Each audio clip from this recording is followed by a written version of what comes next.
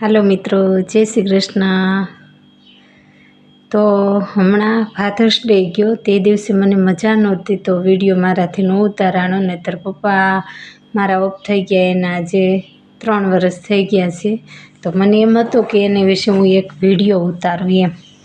જ્યારે મારા પપ્પા ઓફ થઈ ગયા ત્યારે પહેલાં હું રોજ બપોરે એને ફોન કરું, પહેલાં બપોરે ફોન કરીને પછી જ હું ની ઓફ થઈ ગયા ને તે દિવસે મારો ફોન અર્થ પાસે હતો। તે અર્થને મેં કીધું, મેં તો બેટા મને ફોન દે ને, દાદાને ફોન કરો છે કે મમ્મી ઘડીક એમને મારે એક વિડીયો જોવો છે એમ।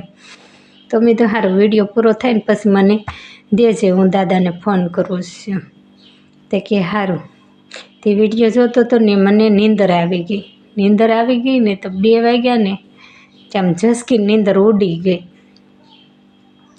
તો નીંદર ઉડી ગઈ પછી હું મળી કામ કરવા, મેં થયો હવે હું સાંજે મારા પપ્પાને ફોન કરીશ એમ।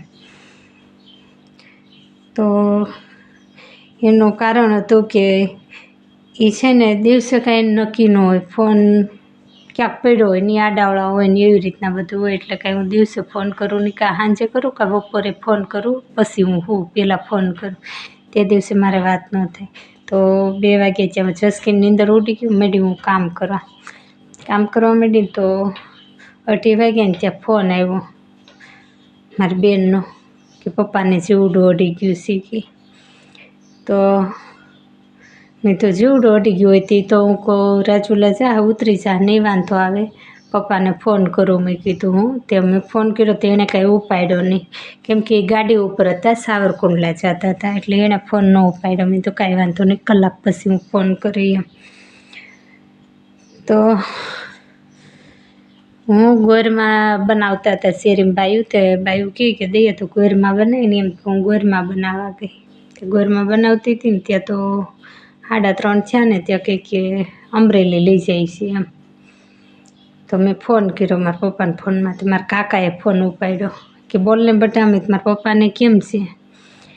એ કે અમરેલી જાય છે, કાંઈ બહુ સરખું નથી કે બોલતા નથી કે એમ। પછી 4 વાગે પાછો મેં ફોન કર્યો, મેં કેમ છે મારા પપ્પાને? ઓલા 4:30 તો કીધું ખલાસ થઈ ગયા છે। પછી અમે ગયા એટલે ત્યારથી એક અફસોસ છે હજી કે મારે એને હારે છેલ્લે વાત ન થઈ, એ વાતનું અંદરથી દુઃખ કાયમથી રહે છે। એ કહેવાય છે ને કે બાપ હોય તો ગમે એટલું દુઃખ હોય તો આપણે પાર કરી જઈએ, પણ બાપ બહુ યાદ આવે એની હરેક વાતમાં, સુખમાં દુઃખમાં બધી વાતે। તો બાપ વિનાનું તો બહુ અઘરું છે। તો બાપ હોય ને એની કદર કરી લેજો, એક હોકારો દેજો, એક હાથ પાડે નહીં ત્યાં કામેથી આવે તો દોડીને સામા જજો, બેઠા હોય તો પાણીનો લોટો ભરીને આપજો। પણ બાપ ગૌઢા હોય કે નાના હોય પણ બાપની તોલે કોઈ ન આવે।